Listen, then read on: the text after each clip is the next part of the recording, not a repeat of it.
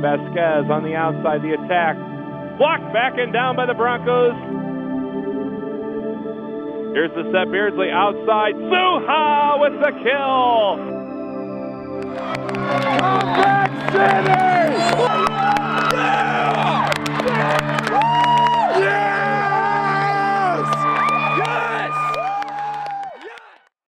Erickson going to set it up for Axman. That's going to be off the hand of Kirsten Nickel, and the Doane College Tigers are the volleyball champions of the Great Plains Athletic Conference.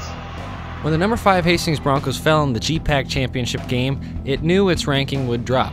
Nobody knew quite how far, but if it was too far, the team would have to host a first-round national tournament game. The team only fell to number 8, and by NAIA rules, it would have a first-round bye in the national tournament. With this, the team would go without playing from November 10th until November 27th. The first pool play match for the Broncos was against Mid-America Nazarene and nearly ended in a sweep. The Broncos would make a furious comeback but would give up the lead in the 5th set and fall. The next night, the team played Coach Matt Buttermore's previous school, the Bellevue University Bruins. The Broncos had no problem handling the Bruins, winning that one in straight sets. The final night of pool play was an important one. Hastings College was bringing a busload of students to watch the final pool play match against Embry-Riddle. With a win, Hastings would move on to the next round, but with a loss, there would be a tie for second place. Embry-Riddle came out on fire and swept the Broncos in just about an hour. The real Embry kind of showed up that day, and we weren't ready for him. So thankfully, we did have the tiebreaker to fall back on if we lost that game. So, but yeah, we just didn't execute very well that match, and I don't know if we didn't have enough energy or what the deal was, but we just couldn't get anything going that match. I think we came out really flat too, not a whole lot of energy. This was our 3rd game of the week, and we were just, you know, a little tired by that point. The tiebreakers have been determined, and what we will have here is we will have about a 45-minute break, and it will be Bellevue and Hastings playing a 1-set match to 25. Embry-Riddle has the highest percentage of the 3 tied teams, and they will sit and wait and play the winner of that one following the Hastings and Bellevue match. We were confident the whole time against the Bellevue tiebreaker because the night before we had taken it to Bellevue. We knew we could beat them. We were just ready to come out and beat them again. And I don't think, even when it was 24-24 is what it was tied at, I don't think any of us ever doubted for a second we were going to beat them. It was just a matter of getting those last couple points. I think the next one kind of overshadows that one so much, it's hard to really remember how tense it was getting, but you know, that's one that I always kind of felt we had in the bag. You know, I felt we had an athletic advantage against them, and you know, you always feel pretty confident when you know there's just some things you can do that they can't. Welcome back once again for a 3rd time tonight to the Tyson Event Center Gateway Arena in Sioux City and the 33rd Annual NAIA National Volleyball Championship. We are now going to determine who the second team will be out of Pool E, as the Broncos of Hastings College and the Embry-Riddle Eagles will square off in 1 set to 25. These two teams just played a few, well, maybe about an hour and a half ago, and it was a match won by Embry-Riddle in straight sets.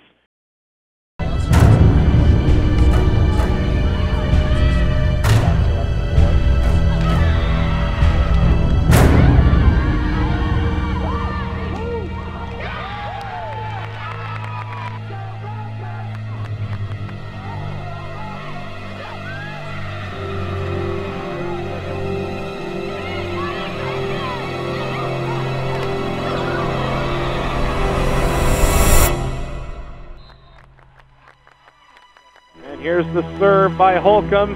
Kinney takes it. Beardsley, outside set. Schween blocked back. Broncos can't get there, and it's going to go to the floor, and it's 24-19. And Embry-Riddle has set match point here in the tiebreaker. Well, my parents even told me that they at one time doubted that we were going to win the game. My mom was actually crying when it was 24-19 that our season was over, and she was really sad. At this point, you're just kind of, you know, against a top 10 team, you don't come back from this. So it's, you know, you want to keep playing hard, but the odds are very slim or non-existent really at this point. Embry-Riddle 24, Hastings 19, set match point to the round of 12 tomorrow at the Tyson Event Center. We're going to see a sub for Hastings. Nickel's going to quickly come back into the ball game and pass. Laura reminded me to sub nickel back in because, well, her thinking was, you know, it was Nickel's senior year, she needed to be on the court. And I had actually in my scouting report had that this server would miss serves if he subbed in the middle of her serve. 24-19 our score. And here we go. The serve, long and out of bounds, 24-20, Broncos serve. That one was huge because they had 2 jump topspin girls, and they killed us all night with their topspin serve. You can go back and hit a good serve yourself after they miss a serve. You'd say you're capitalizing, you're really kind of turning the momentum there. If you go back and hit a weak serve and they're in system, it doesn't always help you. So. Service will be with Beardsley, and here she goes. Taken by libero Gray. Vasquez on the outside, the attack. Blocked back and down by the Broncos. That's Osterhaus out there, along with Katie Zuha. If you have a big block, well placed every time, they're having to make a good decision every time they go up and swing. Eventually they're going to make some errors. I think that's important because a block really gets in a hitter's head. I know for me personally, when I get blocked, I'm not swinging quite as hard going up the next time because that's in your head is that, well, I just got blocked, I don't want to get blocked again. And it kind of can just mess with the hitter's head. So I think especially as we're coming back on them, to get them a little bit down, a little bit more cautious is very important.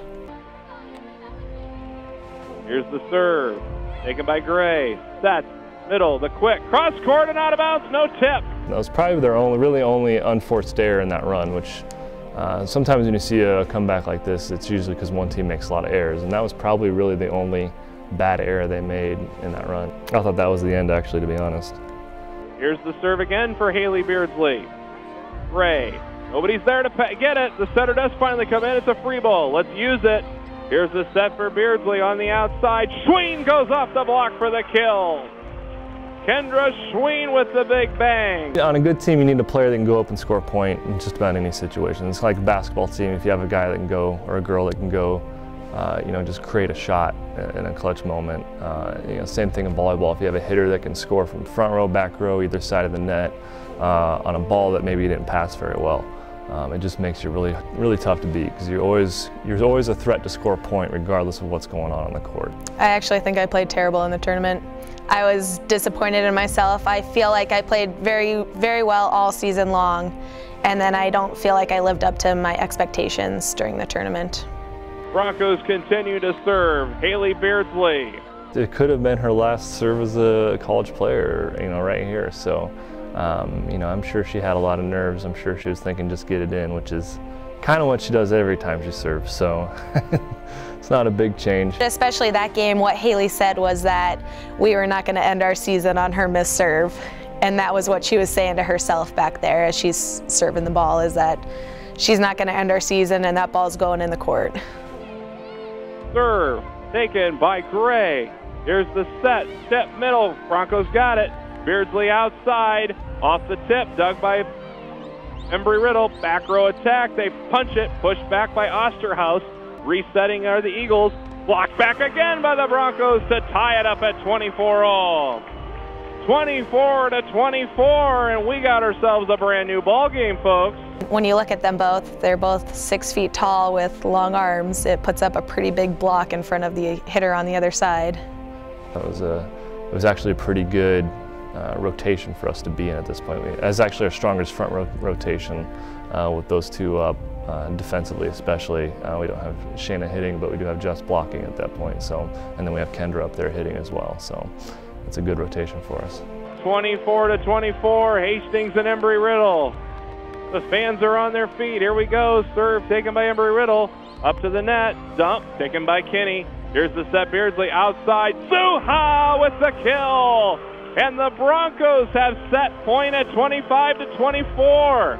It was super exciting, just in general. Lots of adrenaline flowing that whole time. We just took the lead. Everyone's really excited that, as we've been saying the whole time, we can do this, we can do this. We're really doing this. She was just very consistent all year. Seemed like sometimes she blocked. She could never block and hit well at the same time, but we always could count on her for some points, whether she was blocking well that match or hitting well that match. I think she did a great job coming in. She hadn't played very much as a freshman, so coming in, really playing her first year on the court as a sophomore. I think she did a great job just stepping up. She always seemed to get big kills when we needed them from her. 25-24, set point Hastings. Serve taken by Embry-Riddle, set. Left side, the attack off the block, back to Embry-Riddle. They're going to reset. Outside they go, cross court dug by Kinney. Here's Schween, push it to the back row, the attack off the tape. I think my heart just dropped when it hit the tape because I didn't think it was going to make it over. I wanted Nickel to hit that ball. You know, when you're aggressive, good things happen. And it's a really good thing to have happen right there. Here's Schween, push it to the back row, the attack off the tape, and it's going to go to the ground. Was it in? Did he call it in? Yes, he called it in, and the Broncos have won it. We didn't know if it had hit or not because that girl dove for it, and it looked like she might have gotten it up. And so we weren't about to lose because they got some lucky dig and played it over, and we're all already cheering. Yeah, I don't know. From where I was, I thought it was down for sure. So, although she did get closer than I thought she would. Once I saw it hit the net and dribble, I thought for sure it was down. And then I remember she snuck in there a little bit, but yeah, I was sure it was down. A couple of us were still going for the ball, like, oh heck no, we're not going to lose the point on that.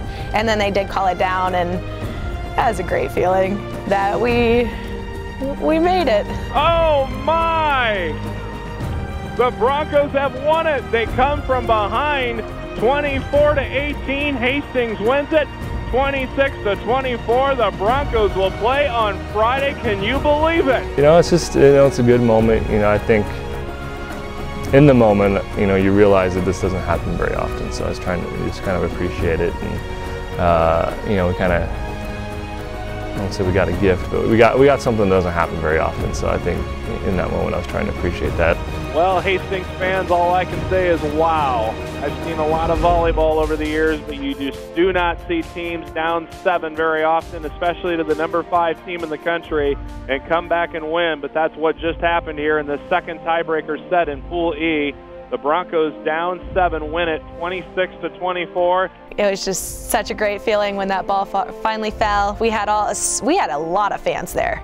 Student section, parents, everybody. And to just win that game after being down by so much, the whole gym is just going crazy. It was just an amazing feeling.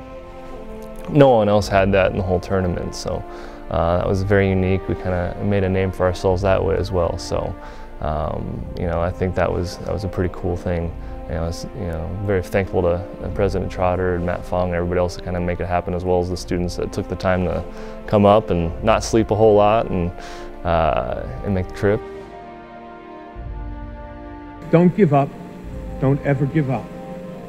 We all know crazy things can happen in sport. There's no reason to ever give up.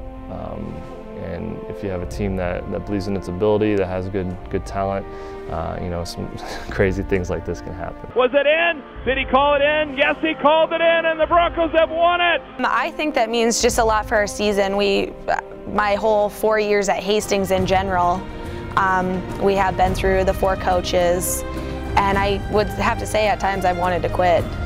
And I just keep thinking that I'm in it for the love of the game. Here's the set for Beardsley on the outside. Schween goes off the block for the kill. Kendra Schween with the big bang. One word. Incredible. Take a moment to think of it. No, that's the first word that came to my head, so I figured that was the one to go with. There's a lot of words to describe it, and that's the first one that came out. The whole experience in general was just incredible. Fitting, I think is apt.